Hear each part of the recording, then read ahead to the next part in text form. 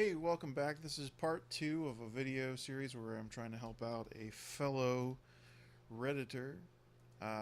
This question that was asked more recently had to do with a infinite wave spawn. And well, typically we would do that with the repeater tool, the repeater creativity toy.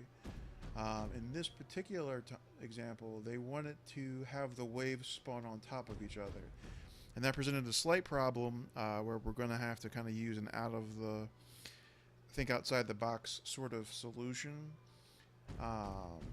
What we have, instead of this kind of being infinite, is we're going to quickly overwhelm the player with increasing amounts of enemies on our own set of timers. And so the request that was made was that when the enemies spawn, timer kicks off, and they're given a short while to defeat the enemies. If they can't defeat the enemies in that time period, then another wave of enemies should spawn, and so on until they're quickly overwhelmed by the amount of enemies. Sort of like a survival game. What I figured is we'll set this up and do a demonstration of how you can quickly spawn a lot of enemies in a short amount of time. And feel free to use the more challenging enemies in your own examples. I use some very easy ones so I could kind of show both pass and fail cases, I think. Let's go ahead and get this started.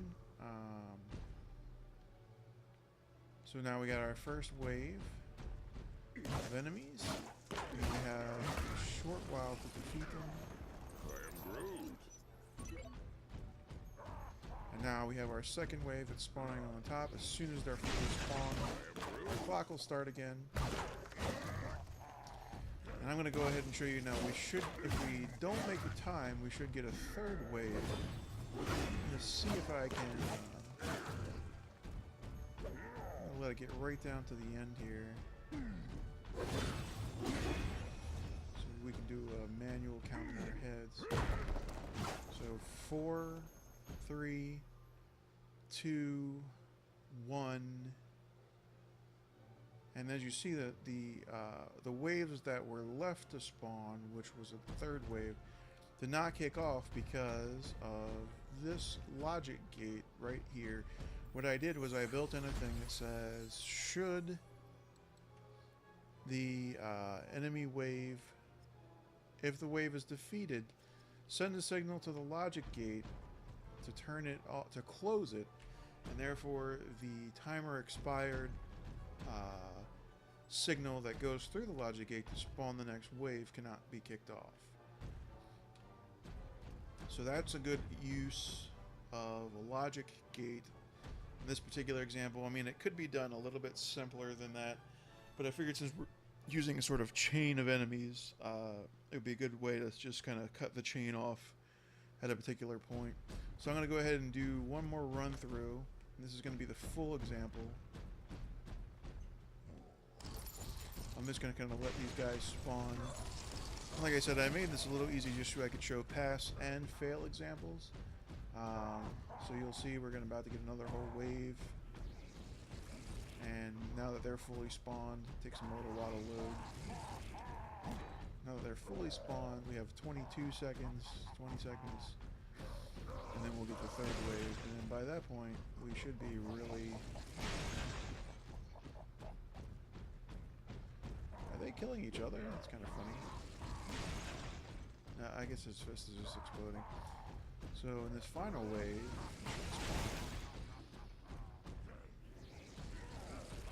should be getting some bears and all kinds of scary stuff here. It should be a wave with about 8 things. And I only have a minute to defeat it now that it's fully spawned.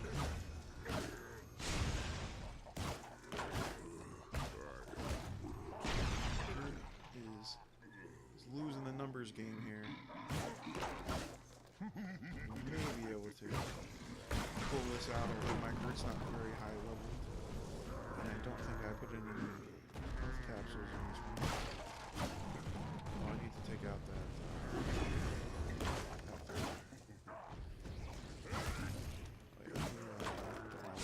So we're not looking at all these tools. And of course, you know, design things to keep in mind. Like, we would probably usually hide these things elsewhere. They don't really need to be right out here.